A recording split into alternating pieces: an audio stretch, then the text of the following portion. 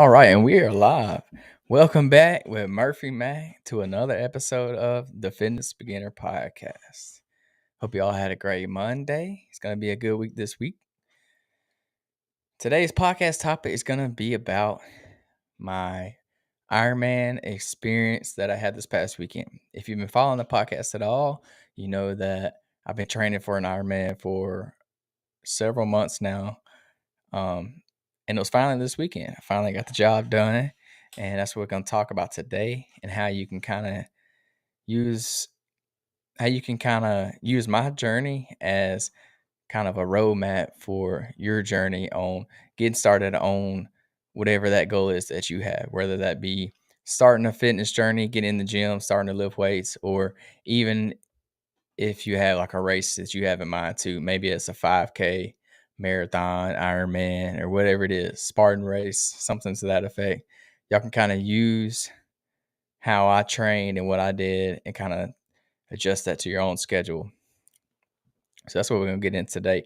But first, before we get into the podcast, we're going to do the fitness news of the week. And today's study is about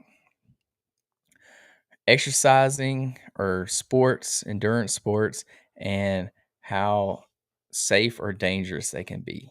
So, most forms of exercise are overwhelmingly safe, but don't ignore those dangers. The reason I want to talk about this study is because when you're starting your first fitness, like when you're just starting out on your fitness journey, if you're not very careful about what you're doing, you can injure yourself pretty easily. So it's very, very important that you focus on the right technique, and learning those from the get go before you're doing a lot of weight.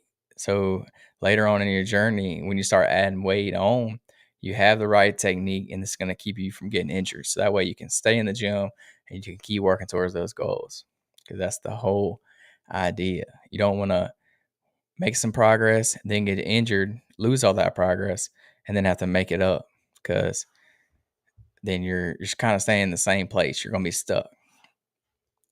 So this study is mainly about actual sports, but it kind of goes hand in hand with working out and endurance training as well.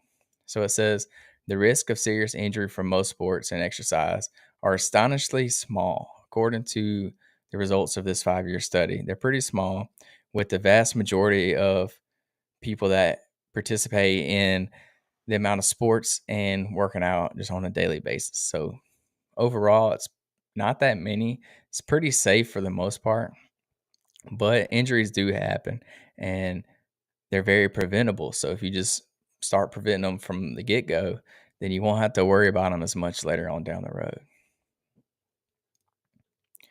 So it says, let's see, researchers found that between 2012 and 2017, a total of 11,702 trauma injuries resulted from sports and exercise. Yeah, that number seems kind of high, but it's really not when you think about the amount of people that participate in sports and exercise on a daily basis. It's pretty low number for the most part. So while no physical activity is entirely without risk, the chance of a serious injury is exceedingly low when you compare those risks to the amount of health and wellness, like benefits or advantages that can be gained from participating in that activity. So like the risks versus rewards for exercising it's not even close. Like the rewards, the benefits outweigh the risks by a ton. Like it's not even close. So I don't see why you wouldn't. And if you take the right precautions to learn the right techniques and to prevent these injuries, then there's really no reason why you shouldn't take advantage of it. So that's basically what the study says. I'm not going to go too much into the weeds of it. But yeah, it's pretty interesting. Basically says injuries are, for the amount of people that participate in sports and exercise on a regular basis, the injuries are very, very low for the most part. So if you're scared to get in the gym because you think you're going to hurt yourself, this is probably not something you need to be too concerned about.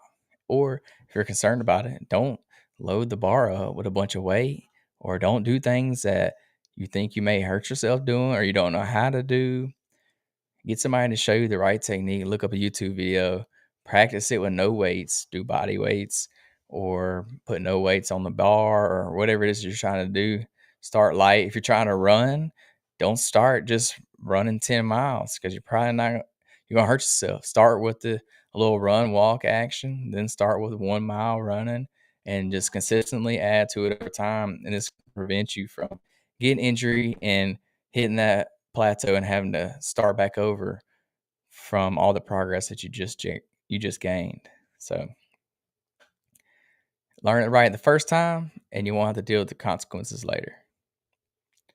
So that's going to lead us into the podcast topic today, which is my Ironman experience. And this was Ironman in Florida 2023. It happened November 4th, this past Saturday. And all in all, it was a great day. It's a great experience. Couldn't ask for better weather. It was beautiful. It wasn't too in the morning. It was a little chilly, and then it warmed up, and then back towards the night, it got a little chilly again. But I was never like freezing when it was dark, and I never got too hot during the day. So it was just perfect. So yeah, we'll just start from a couple days before the Ironman, leading up to the day, and then even after the day of the Ironman yesterday. So the Ironman was Saturday. On Wednesday, I went ahead and packed and got ready to go. Did any last minute preparations I needed to do, and then we left Thursday morning for the race. It was in Panama City Beach, Florida, if you know where that's at. We had to check in 2 days before the race. So on Thursday, we checked in. We attended the race briefing. So every athlete is supposed to attend the briefing just to get any last updates on the race or the course or anything like that that you need to know of. You need to attend the race briefing. There at the race expo, they have a store where you can buy all your merch and stuff. So of course, had to get a few little merch. You see, if you're watching the video, got the hat on, had a little shirt, had to rock my swag for the podcast, you know. So I got some Ironman stuff. I was kind of feeling a mix of excitement and a little nervousness this time. I don't know, it hadn't really hit me yet on Thursday. So I was still feeling pretty good. Wasn't too anxious or anything like that. Um, I went ahead and got my little workouts in that morning before we left. So when I got to Panama City, didn't have to worry about getting any workouts in that day. I could just kind of check in, look around the venue, you know, get a feel for things, see where I'm gonna be doing like the transitions and things like that. So it was pretty smooth Thursday, and then Friday, we had to check in all. I had to check in my bike, had to check in all my gear bags, my transition bags, and things like that. That was on Friday. It's kind of soaking in the atmosphere and the energy of the race event, like venue. There's tons of people there. There were, to be exact, there were 2,470 participants in the race. So that's a lot. When you have that many racers plus all their family and friends that are there watching them, there's a lot of people in the area. And there's a lot of good vibes, a good camaraderie going. So it's a fun place to be. It was pretty interesting. You definitely get the full experience when you do the Ironman race. On this day, I'm especially focusing on carb loading, so trying to eat some more carbs, getting ready for the next day, fueling up, getting some extra calories in my body because I'm going to be burning a ton the next day during the race. Hydrating, drinking plenty of water, electrolytes, liquid IVs, everything I can get. Trying to fuel my body as much as possible. And then after we got the bike and stuff checked in, we literally just went back to the house that we were staying at, and I relaxed for the rest of the day. Sat on the couch and I watched a bunch of Ironman videos on YouTube to get some motivation to kind of pump me up and get ready for the big race stage. Thought about my race day strategy, what I was going to do, how I was going to fuel and use the nutrition, like the aid stations and things like that. And I just kind of played out the whole race in my head. So I kind of had a better idea of what to expect. And then, of course, Friday night, I got in the bed early, trying to get some good sleep. But I was a little nervous, so I didn't really get much sleep. It took me forever to finally go to sleep, and when I did, I kept waking up like every hour on the hour. I would get up. I even woke up before my alarm went off at 4 a.m. I was up by like 3:30, 3:45, something like that. So I got up, didn't sleep well, but that's kind of expected when you have something big happen in the next day. It's pretty normal not to sleep very well. I wasn't too worried about it. I knew I would still do. I felt good going into the race. So that morning, race day morning, woke up. I said a little bit before my alarm. It was before 4 a.m. Got up, ate a good, well balanced breakfast. Ate some oatmeal, banana, had a little coffee to wake me up. Went over my game plan, the mental preparation, did my morning routine like I always do. I always preach the morning routine and get your mind right, get you going for the day. Did that. Then we arrived at the train. We left the house about 5, arrived at the transition area, had to go set up the rest of my equipment, my bike, make sure my bags were all set up, had to pump up the tires on my bike, getting ready. And then we put on the wetsuit, went down to the beach for the swim start, had to drop my personal needs bags and things like that off. And they would go drop them off on the different locations on the course where they go. And then that leads us to the swim start. Swim course, if you don't know how an Ironman works, the swim is 2.4 miles long. And this swim was straight off the beach. So we would swim directly out into the water. You take a right, you swim over for a little ways, and then you turn right again, and you come back in, and you do 2 loops. So each loop was 1.2 miles. It's a total of 2.4. And that's the swim course. There was jellyfish everywhere. So luckily I did not get stung. I had a wetsuit on, so pretty much my whole body, so my hands and feet and my head were covered up. So luckily I didn't get stung. In order for you to wear a wetsuit in Ironman, the water has to be below or equal to 76.1 degrees. So the water ended up being 74 degrees that morning, so we could wear a wetsuit, and that's Fahrenheit. And then when you get out the first loop and you go into the second loop, they call that an Aussie exit. I don't really know why it's called that, but you get out the water and then you run back to the beginning where you started at the first time and you jump back in the water and then you do it again. So if you've never done a triathlon before, when you're trying to swim with hundreds of other people in the water with you, it's kind of chaos out there. Everybody's swimming over each other, hitting each other, kicking each other. It's kind of chaos, and especially if people aren't swimming straight, they're swimming crooked, or the current's taking them out. It can get pretty interesting out there. It's like a free for all almost.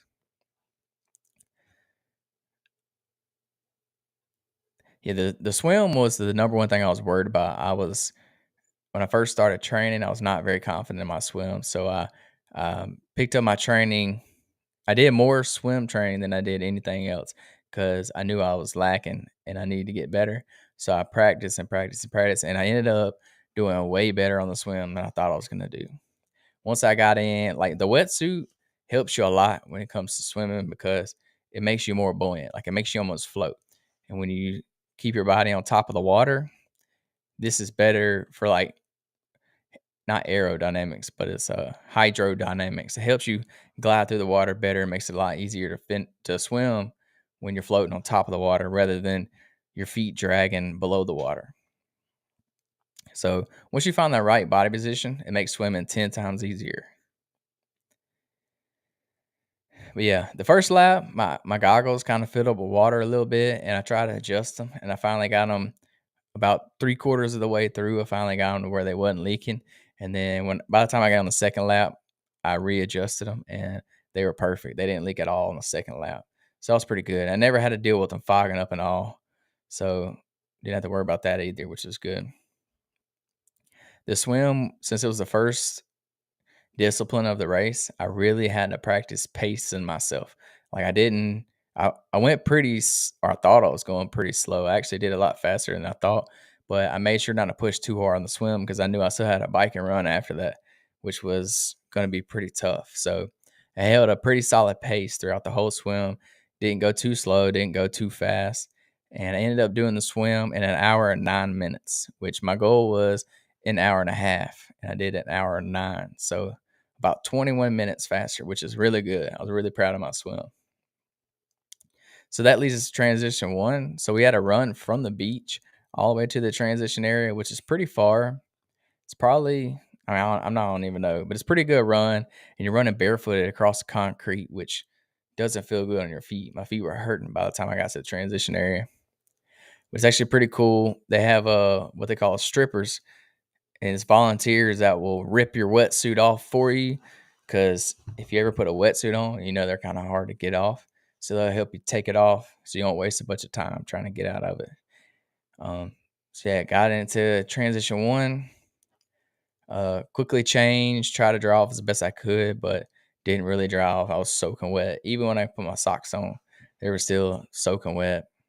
And I think my transition one time was about 10 minutes. So took a moment to catch my breath, refocus, get ready for the long, drawn out bike that we was about to do. So that leads us to the bike course. The bike course is 112 miles long. Yeah, I know that's a really long ways. They have aid stations set up every 20 miles or so. Aid stations are where they have like water, Gatorade, food, everything you need to fuel your body and keep going. And then the first probably half of the race, we were dealing with some winds, some headwinds blowing against you. So it made it pretty tough the first half, but I made sure to really pace myself during this first half of the race. I actually went pretty slow on purpose. And I think it helped me a lot because I saved a lot of energy. I didn't uh, go too hard too early. And then that way I still had a lot left in the tank towards the end of the race. So I took it pretty easy the first half. And then once I hit mile 73, we turned around and we come back the opposite way. So the wind was blowing with us at that point, which helped a lot. So this is where I picked it up. I really started going pretty hard on the bike from mile 70 to pretty much the end of the bike. And so I went from averaging like 17 miles per hour on the first half to averaging 20 to 21 miles per hour after mile 73 when I picked it up, which it was a pretty good strategy for me. I saved my energy the first half, and I picked it up a lot on the second half, which is I did pretty good. I finished the bike in 6 hours and 9 minutes, which was way above my goal. My goal was to do it in 7 hours, so I was very happy with the bike portion of the race. Fortunately, I did not have to deal with any unexpected mechanical issues like my tire popping or the chain breaking or gears not working, anything like that. Those are very common things that happen in Ironmans, and luckily I did not have to deal with any of those. I made it all the way through with no flats, which was great.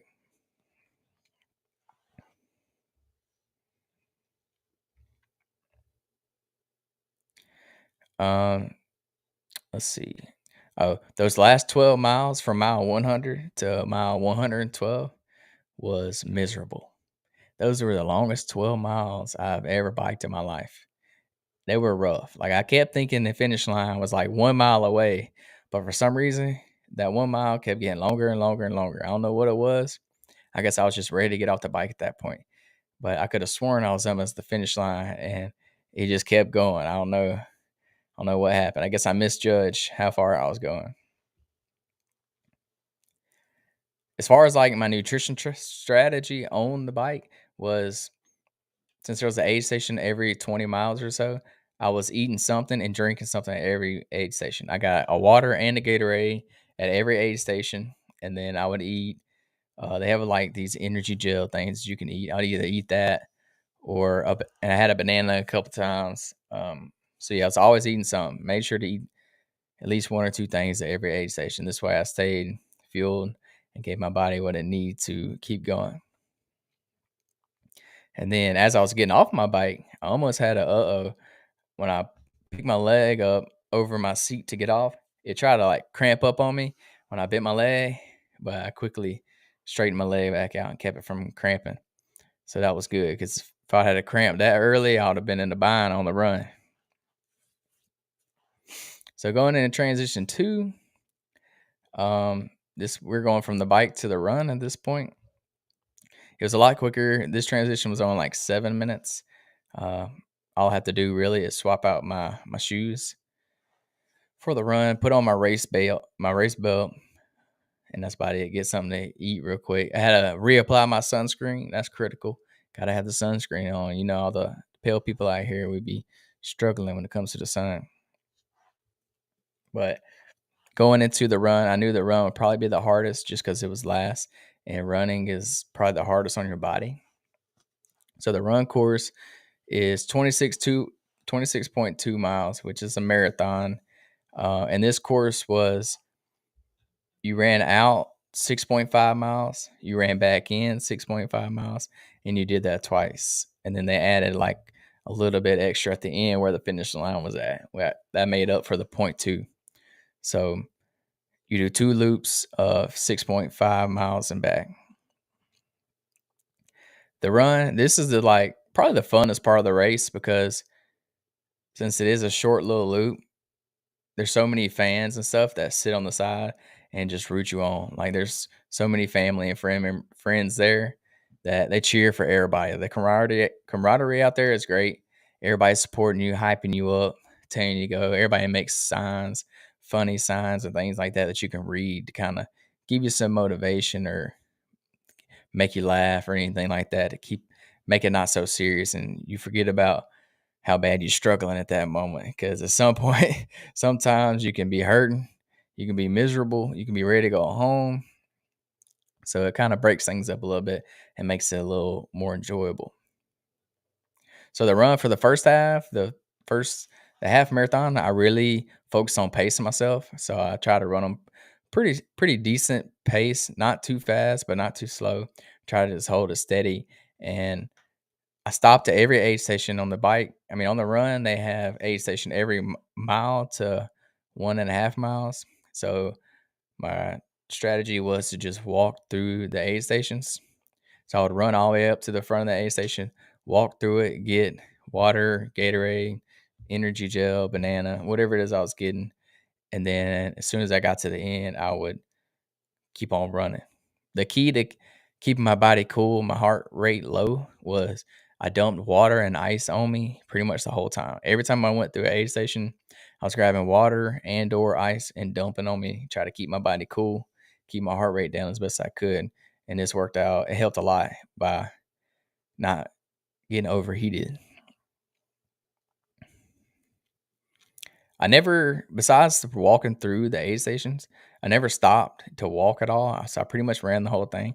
I did have to stop at the turnaround point to put a band-aid on the back of my heel because my shoes were rubbing blisters on my heels and it was just getting worse and worse. So I threw a band-aid on there real quick and it actually helped until the next lap. And then I had to put another band-aid on it the next lap.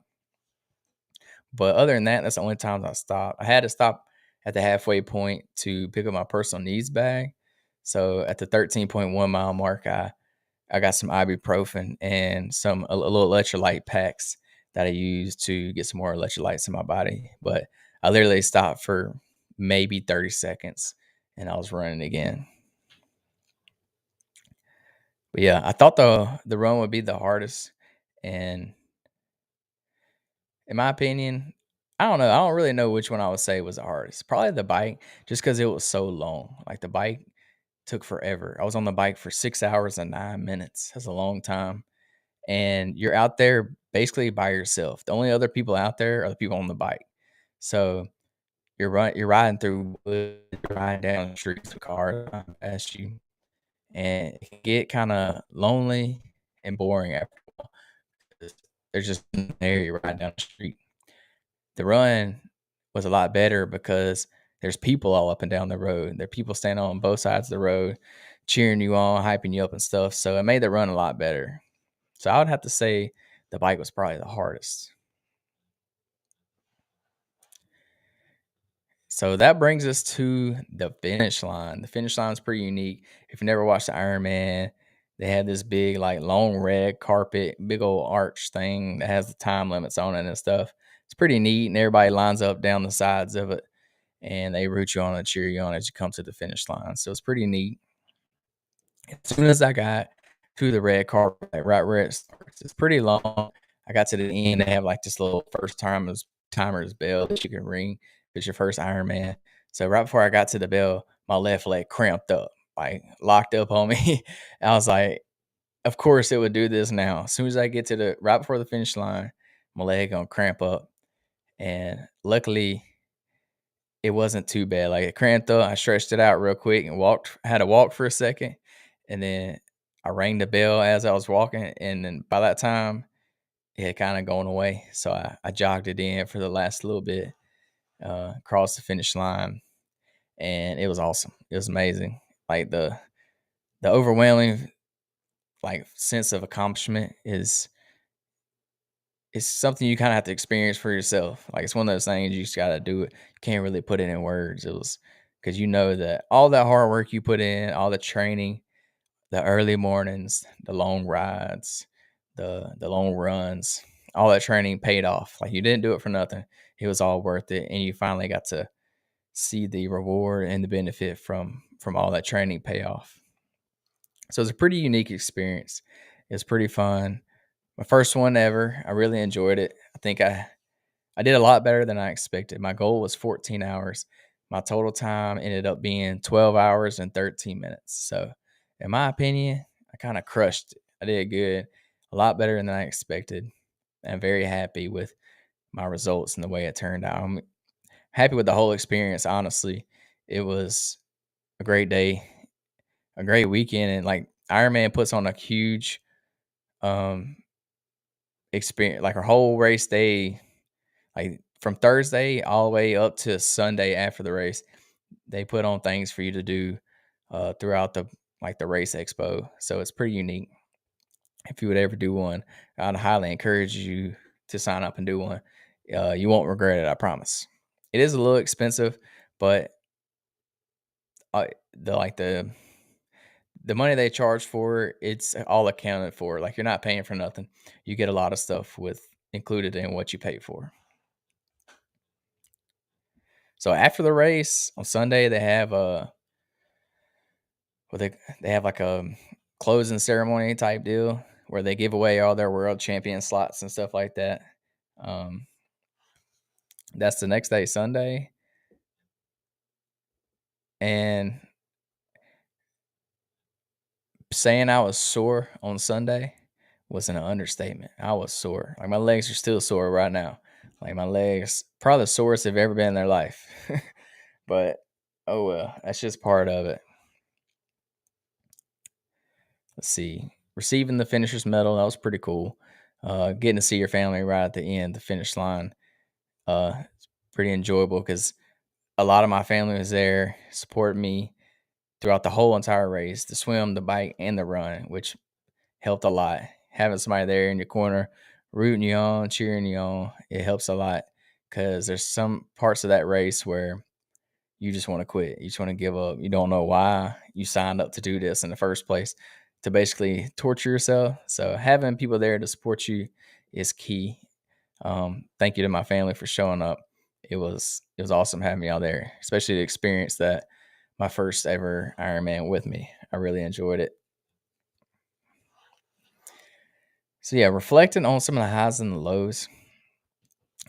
Honestly, I didn't really have any lows. Like, besides the fact that you're pushing your body to its limits, which it can get tough.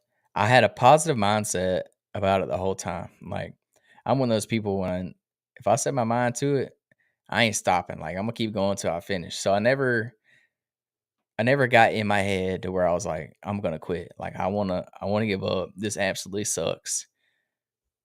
I never got to that point. I'm sure if I do another one or something, I probably will. But since it was my first one, I was pumped. Like, I was excited, had that adrenaline going. Like, I was all for it. So it never crossed my mind that I wanted to quit. I knew I was finishing that race regardless. Like before the race, I said, "There's only two ways I'm coming off that course, and it's across the finish line or it's in an ambulance. That's the only way I'm leaving that course." So wasn't too many lows.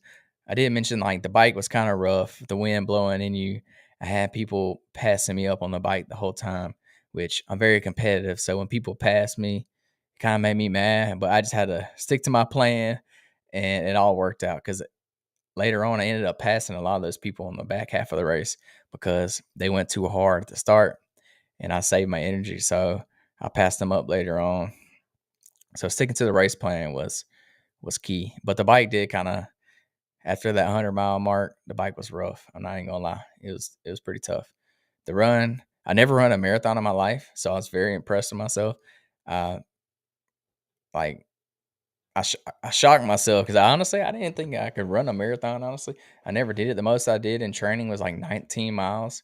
So I ran about 7 miles more than I'd ever ran before. So I impressed myself. I'm not gonna lie. Honestly, the worst part about the whole race is probably the day after and today being so sore. It's not fun. I could barely get in and out of the car on the way home from Panama City yesterday. It was rough just trying to pick up my legs to get in the car. And then walking up and down stairs, yeah, that's not happening. You got to hold onto the guardrail to kind of pull yourself up or lower yourself down. And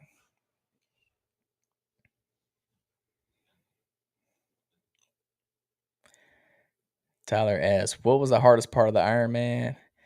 Um, Honestly, signing up for it and getting to the start line. That was the hardest part. But once I had started and once I signed up for it and I committed to it, I knew that I was good. It took me a while to convince myself to actually sign up because I didn't think I could do it. But then once I started training and put in the time and the effort, by the time I got to the start line, I knew I could do it at that point. Like there wasn't no doubt in my mind that I wasn't finishing that race. So the hardest part is just making the decision that you're gonna do it. And then once you decide you're gonna do it, you're gonna do whatever it takes to get it done. Period. Like I'm not gonna commit to something that I don't think I can do. Or if I do commit to something, I'm gonna figure out how to do it one way or the other. Blake asks, was it worth all the long, hard training days? 100%. It was 100% worth it. Totally. Like once you cross that finish line, even if you don't cross the finish line, it's definitely worth it. You learn so much throughout the journey of training for it, getting up early. You learn discipline, you learn your diet, you learn more about. I literally had never swam, bike, or ran before, so I learned about 3 different sports. I mean, I learned a lot throughout the process, so I wouldn't trade it for anything. Even if I didn't finish the race, I wouldn't change the whole training process. Will I train any differently for the next one? Yeah, I definitely will. If you know my background, you know my background is in weightlifting. I prefer lifting weights. That's kind of what I've always done. So when I started training for the Ironman, I completely stopped lifting weights. I strictly did endurance training 2 days from Monday to Friday, and then Saturday and Sunday were my really long bike days and my really long run days. So I was working out 7 days a week, doing 2 days, 5 days a week, and it was brutal. Like it was a long training session. I mean, training period. But the only reason I did that way is because I only gave myself about 5 months to train for it. So I had to pack in a lot of training in a little bit of time. So I kind of had to do that much training to get to where I needed to be to finish the race. So would I do that again? No. Next time I would give myself more time to train for it. That way I didn't need to really do 2 days and I don't need to train 7 days a week. I would definitely tone it back to 5 or 6 days a week, give my body some days to rest throughout the week to recover better. Um, and I wouldn't swim as much. This past one, I was swimming 5 days a week, which is not necessary. The only reason I did that is because I sucked at swimming and I needed to get better. So I would only swim about 2 or 3 days a week the next time I trained. Um, So yeah, I would tone my workouts back a lot and give myself a lot longer to train for it. So yeah, that was my race day experience. The reason I tell you why I want to talk about my Ironman experience is because this is me starting my Ironman experience with something new, something fresh that I'd never done. So that's kind of correlates to people starting in their fitness journey. No, it don't have to be as extreme as doing an Ironman. It could be as simple as going to the gym 3 days a week. But you have to make that decision that you're gonna do it, that you're gonna get in shape. You're gonna start your fitness journey. You have to sign up for the race. Like I mentioned earlier, that was the hardest part, was signing up for the race. But the hardest part for you is deciding that you're gonna start your fitness journey. You're gonna sign up for a gym membership or whatever that may look like. So it kind of I had to learn something new. When you're starting your fitness journey, you're going to have to learn something new. You got to change up your schedule. I completely changed up my workout routine. I went from working out in the gym 6 days a week to endurance training 7 days a week and not working out in the gym at all. So it's completely different. You had to, depending on what your goals are, you're going to have to change. If you want to lose 10 pounds, if you want to lose 100 pounds, your schedule is going to have to change. Your goals are going to have to change. Your diet is going to have to change. You got to embrace this change. Just like, don't be afraid to change. It's okay to change, especially if it's for the better. So you got to make that decision that you're going to change and be okay with it. If you're used to going home right after work every day to do whatever, you got to get used to going to the gym after work. Pack your bag, take it with you take it with you to work. That way you can go straight to the gym on the way home and knock it out while you're already out. Don't go home first. That's gonna give you an excuse of why not to go back to the gym. So that's why I tell y'all about my journey is that it's a long process. It's literally a journey. It's not something that you're just gonna do in 1 month and it be over. It's something that takes time, takes dedication, it takes discipline. And honestly, once you like do all these things, you won't regret it. I promise. I do not regret one bit any of the training sessions that I did. I do not regret waking up at 3:30 a.m. on a Saturday to go ride my bike for 6 hours. Because when I crossed that finish line this past Saturday, it made all of it worth it. Like it made all the training worth it. It's kind of hard to explain unless you do. I promise you, you change up your routine, you go to the gym and you lose those 50 pounds so you can fit in those jeans that you used to wear 10 years ago. If you do that, I promise you, you will not regret going to the gym and working your butt off each and every day. You won't regret it. There's no way. The the benefit and the reward that you get from setting out to achieve a goal, putting in the work and actually achieving that goal, there's no better feeling than that. Like there's no regret there. And if you don't do it, you probably will regret it. So what you waiting on? Get after it. Y'all can do it. If I can do a Ironman something I've never done before, never trained for, never ran, never swam, never biked. If I can do it, then you can get in the gym and start achieving your goals, whether it's running a 5K, whether it's losing 10 pounds, bench pressing 225 pounds, whatever it is. It's going to look different for everybody. Goals and nobody's goals are the same. So figure out what that is for you. Start making the simple changes. Don't try to make too big of changes. Make small changes one at a time. As you get better at that one, after you master that one, add another one and add another one and keep habit stacking over time. And this is how you will achieve whatever it is that you're setting out to achieve. So that's why I share my Ironman journey with y'all, because me learning this new sport, basically, it correlates to you getting started on your fitness journey, on you learning more about fitness, learning more about diet, learning more about health benefits, things like that. So it's all kind of the same, just at different aspects, different sports, different goals. It all correlates. But yeah. that's pretty much it about my Ironman experience.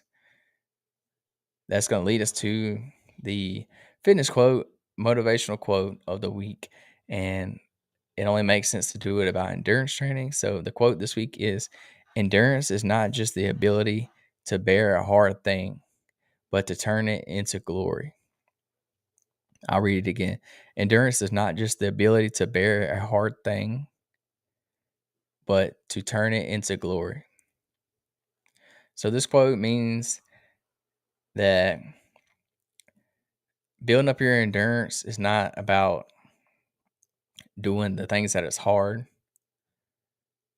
Like, it's not, I'm trying to think of how to put this, how to word this the best.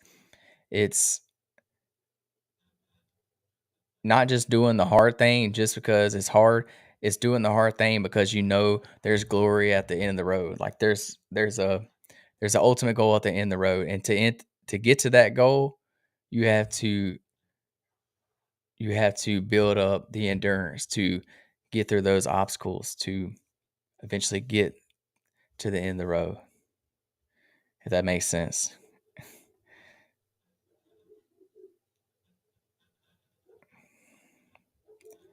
So yeah, it's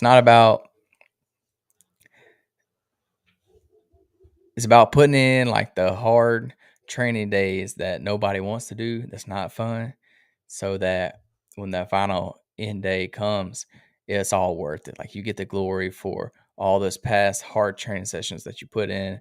When you lose that 10 pounds, that's the glory of all those hours that you spend in the gym leading up to that time. All the healthy food decisions that you made instead of eating junk food, like all that hard bearing all those hard things led to the glory of whatever your goal was. That's how I interpret that quote. So yeah, that's all I got for the podcast today. Thank y'all for tuning in. I appreciate it. Follow me on all my socials, Murphy Mac Fit on social media, the Fitness Beginner Podcast on YouTube, on Apple Podcasts, Spotify. Check it out. Leave a review, subscribe. Let me know what you like about the podcast. If you have a topic you want me to cover, let me know. And hey, we may just put it on the podcast. Yeah. Until next week, y'all tune in again next Monday. Y'all have a great rest of your week. Get after it. Go achieve your goals. Go do big things. Sign up for a race. Sign up for a gym membership. Do something. Put yourself out of your comfort zone to challenge yourself. You won't regret it, I promise. Peace, love, protein. We out.